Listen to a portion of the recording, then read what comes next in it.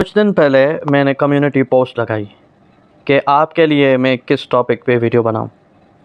किसी भाई साहब ने कमेंट ये की, सोचा इस पे वीडियो बनाऊं। मैंने जब इसके ऊपर रिसर्च करना शुरू की, काफ़ी जगह पे, यूट्यूब पे, गूगल पे और बहुत सारे प्लेटफॉर्म्स पे, अपने हार्ड बुक्स में, अपनी टीचर्स के गाइड मैनुअल में, हर जगह मैंने इस पे रिसर्च की और ये रिसर्च मिली मुझे। किसी यूट्यूबर ने इसके ऊपर 50 टिप्स बनाई, किसी ने 25 बनाई, किसी ने 15 बनाई, किसी ने 10 बनाई। मैं ये नहीं कह रहा कि सारे गलत हैं, पर भाई अगर बिगिनर्स के लिए ही गाइड बना रहे हैं तो आसान करें ना। तो अभी भी ये मुझे लगा कि 10 पॉइंट्स भी बहुत हैं, क्योंकि गाइड अगर बिगिनर के लिए बनानी है तो आप उसको कोशिश करें कि आसान से आसान फार्मूला दें, एक सिंपल और शार्ट डाइट दें उसे, जो वो फॉलो भी कर सके और जिसको उसका पेट हज़म भी कर सके। तो मैंने इन 10 ट्रिक्स और टेक्निक्स को शार्ट कर के आखिर में इनमें से सिर्फ 2 अहम पॉइंट्स बनाई। अब वो अहम पॉइंट्स ख़ास हैं, इनको अब इससे ज़्यादा शार्ट नहीं किया जा सकता। हाँ, इन पॉइंट्स से पहले कुछ रिक्वायरमेंट्स हैं for both reading and writing, जिनको आपने अच्छे से पहले ढूंढना है और अपने लिए बनाना है। कौन सी हैं पहली रिक्वायरमेंट्स हैं कि आपका जो टाइम है वो एक बेहतरीन टाइम होना चाहिए। अपने लिए वक्त ढूंढें जिस वक्त पे आपका दिमाग और बॉडी दोनों, आपका माइंड एंड आपका बॉडी दोनों फ्रेश हों और इतनी एनर्जी हो कि आप अपने शेड्यूल को फॉलो कर सकें। सही, साफ़, शफाफ और ख़ामोश जगह को ढूंढें अपने लिए, और इसके अलावा अपने लिए एक अच्छा सा शेड्यूल बनाएं और फिर at the last in 2 tips को फॉलो करें।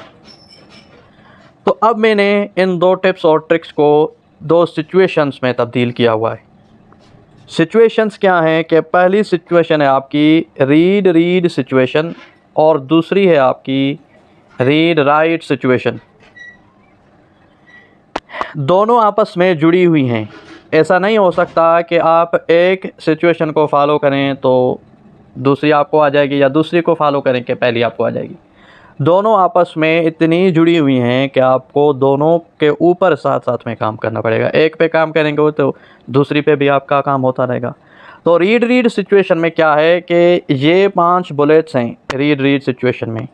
Read at least on regular basis. जी हाँ, जब हम रेगुलर बेसिस पे पढ़ेंगे तो एक तो हमारी रीडिंग बेहतर होगी, रीडिंग इम्प्रूव होगी। और पढ़ें क्या?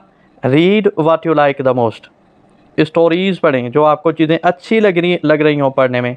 नॉवेल्स पढ़ें, स्पोर्ट्स पढ़ें, ड्रामास की स्क्रिप्ट्स और मैनुअल स्क्रिप्ट्स पढ़ें, सॉन्ग्स सुनें, उनकी ट्रांसलेशन सुनें और jot down the new vocab, find out there meanings in your dictionary. Make 1 or 2 months constant reading schedule, then evaluate yourself।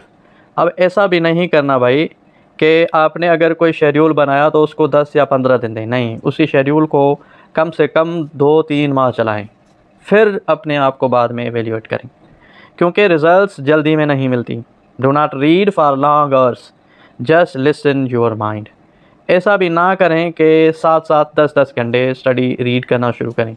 अपने माइंड के हिसाब से चलें। अगर आपकी जो स्ट्रेंथ ऑफ रीडिंग है 2 घंटे है तो 2 घंटे ही करें, 1 घंटा है तो 1 घंटा ही करें। अपने दिमाग की, अपने माइंड की सुनें। रीड राइट सिचुएशन में क्या है कि जब आपने पढ़ लिया तो अब आपने उसको अपने राइटिंग स्किल्स में लेके जाना है। जैसे कि पहले आप अपना इंग्लिश ग्रामर बेहतर करें और उसके बाद जो आपने न्यू वोकैबुलरी यहाँ पे ढूंढी थी रीड सिचुएशन में, अब उसको अपने सेंटेंसेस में यूज़ करें। और बिल्कुल उन टॉपिक्स पे लिखें जिन टॉपिक्स पे आपको लिखने का मन कर रहा है। जैसे कोई टॉपिक स्पोर्ट हो गई, स्पोर्ट्स की कोई टॉपिक हो गई, मूवीज़ हो गई, मॉरल बेस्ड स्टोरीज़ हो गई, etc। Right what ever you read. अगर आप बिगिनर हैं, आपको आइडिया कोई नहीं आ रहा कि आप कहाँ से लिखें, क्या लिखें, तो बेहतर ये है कि जो चीज़ आप पढ़ रहे हैं उसको अपने राइटिंग में कन्वर्ट करें कि आपने क्या पढ़ा। इससे आपको लिखने की हैबिट हो जाएगी और इससे आपका जो आपकी नॉलेज है टुवर्ड्स द राइटिंग स्किल्स वो बढ़ना शुरू हो जाएगी। And number 5 read write situation में पॉइंट जो है वो है follow the routine very strictly. किसी भी शेड्यूल को जब तक आप रेगुलरली, कॉन्स्टेंटली और स्ट्रिक्टली फॉलो नहीं करेंगे तो तब तक आपको कोई फ्रूट नहीं मिल सकता।